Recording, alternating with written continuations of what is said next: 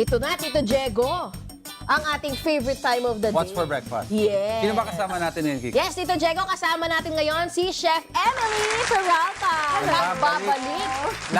Kailan to? Last year ba? Last year, opo. 2018 o 17? Naging busy si Chef. 2018, Yes. last year. Nabisi sa mga tutorials going around the Philippines. Mga asenso pa. Ngayon, hindi masyadong busy. Ano ba i-share mo sa amin ngayon? Ngayon, mag-share ako sa inyo ng isa sa mga paborito kong recipe, Chicken Pochero. Oh, Spanish. Chicken Pochero. Spanish.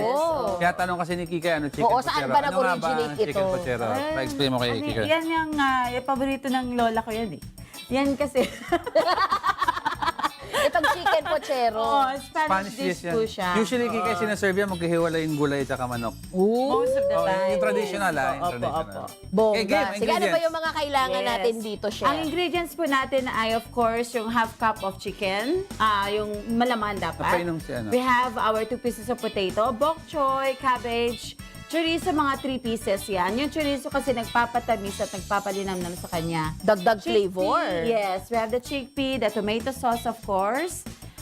Meron din po tayo, at hindi kompleto ang ating chicken pochero kung walang saging na saba.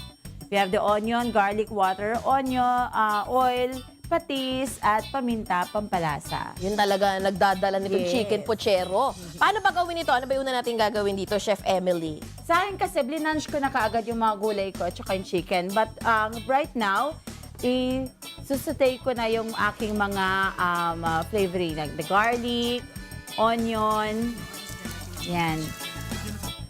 And yung ating tomato. Sutay natin yan hanggang sa matunaw siya. Yung talagang kumatas na, lumabas na yung katas ng ating tomato. And then, lagay na natin yung chicken.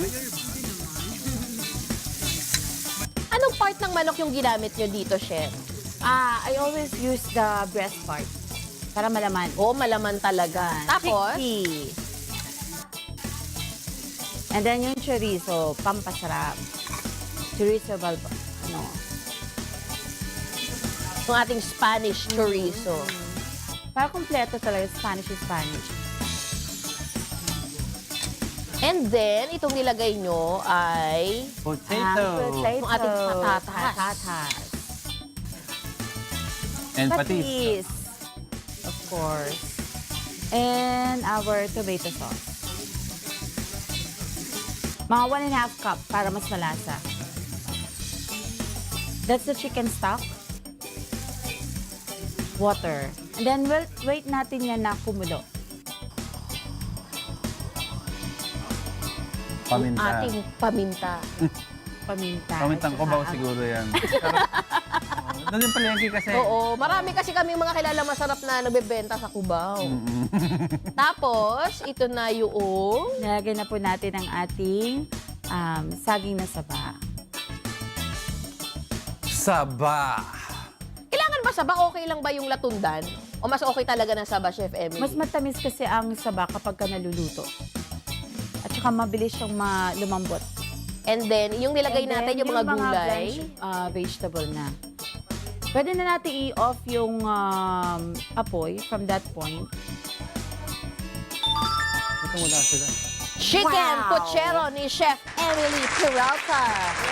Hey, ano pa ang dala natin? Yung katabi ng ating Yan. pochero. Of course, meron din po tayong dinala dito na spicy chicken lollipop.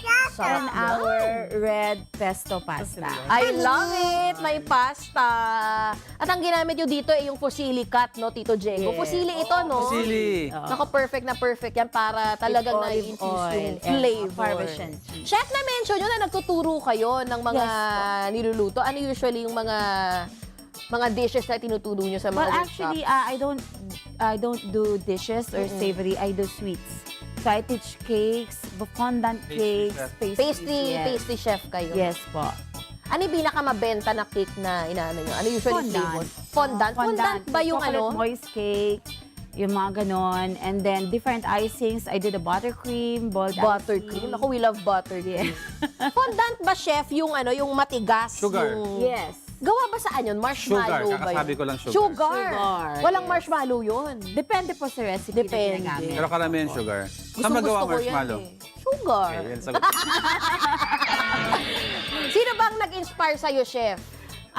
From Doha, Qatar, that's my job as a pastry chef doon. So doon ako nasanay talaga. Pero nag-promote Sa na ba si pagpipig. Chef? Nag-promote ka na ba? Paano ka ba makukontak Oo, ng ating Facebook, mga Instagram. Yes, you may catch kasambahan? us at Cake Style by Chef Emily or Cake Style Tutorials by Chef Emily at 0906-480-2506.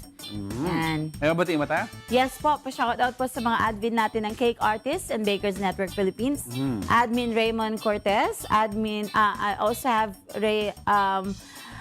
Mark Regonio, Chef Mitch, Michelle Castro, Kiss Lucido, Hensel Sol, Sam C.A., admin Shermin, admin Rafael, admin Rod Labios. At sa iyong family and At friends. of course, sa akin, families and friends. Cake Artists and Bakers Network po ang grupo natin na mga nagbe-bake po na tinuturuan natin. Matatagpuan din yan sa Facebook. Yes, of course, sa Facebook po. Yay. Yes. Maraming salamat, Chef Emily Peralta.